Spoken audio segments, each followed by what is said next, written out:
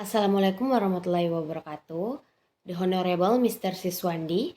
My name is Tiara Agustina. I'm from class 4B in English Education Department, Winsuskaria University. In this video, I wanna explain about teaching English as a missionary language. So, let's get started. Surveying the massive current project of teaching English as a missionary language. This article raises concern about the scale and cultural politics of this work, as well as issues of trust and disclosure, and the implicit support it provides for furthering the global spread of English. We discuss various responses to this work, from the Christian evangelical and Christian service position to the liberal agnostic, secular, humanistic, and critical pedagogical. Unless we engage in debate over the various moral projects tied up with English language teaching, we argue educators will be unable to establish the ground for our choice between missionary, liberal or critical projects. English language teaching is a highly political project, while national education system often provide firm guidelines for what is considered acceptable and not acceptable in classroom. Some promoting a strong secular argument, others promoting a strong religious content. The global reach of ELT outside the state system, in which it is part of the standard curriculum, result in little control over what gets taught.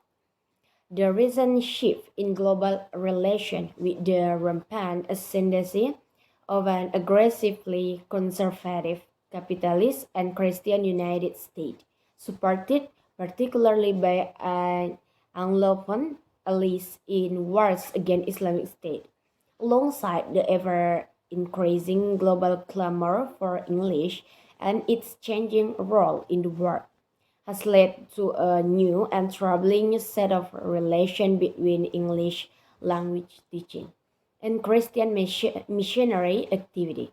While in some ways we can see this as merely an intensification of the colonial missionary project, in this article we wanna suggest that the intensity, the practice, and the message of new forms of teaching English as a missionary language (TEML) bring new concern from the four that need to be addressed by the ELT community and educators more broadly.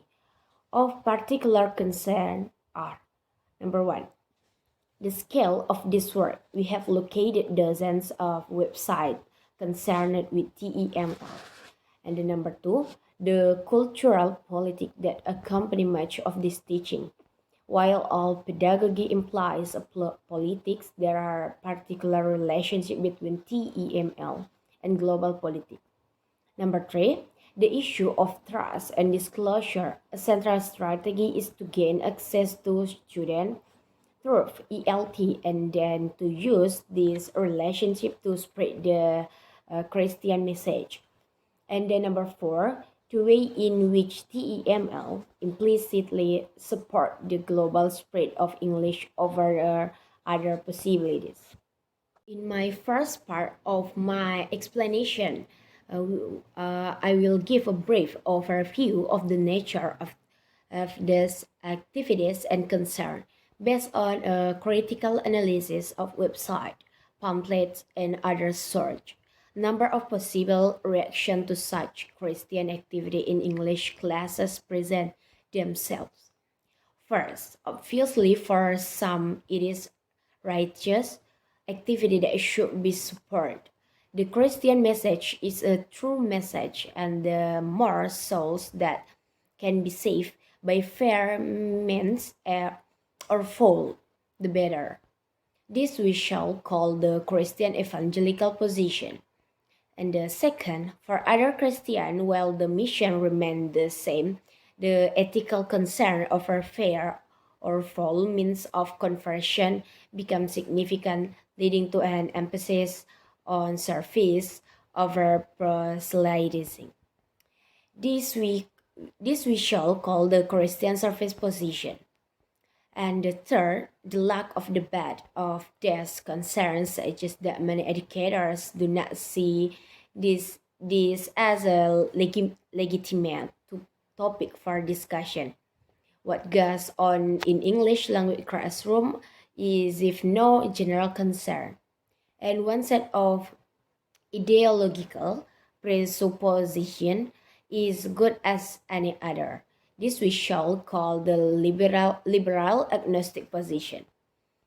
And the number four, for some concerned educationalists such as Edgy, it is utterly repellent to use English language teaching for any purpose other than the betterment of the student lives as defined by the student themselves. This we shall call the secular humanist position. Finally, for other educators, classrooms are inevitably cultural and political side. The dilemma therefore being how to justify one agenda over others. This we shall call the critical pedagogical position. Okay, maybe this is my explanation about teaching English as a missionary language. I'm sorry if I have many trouble in this video.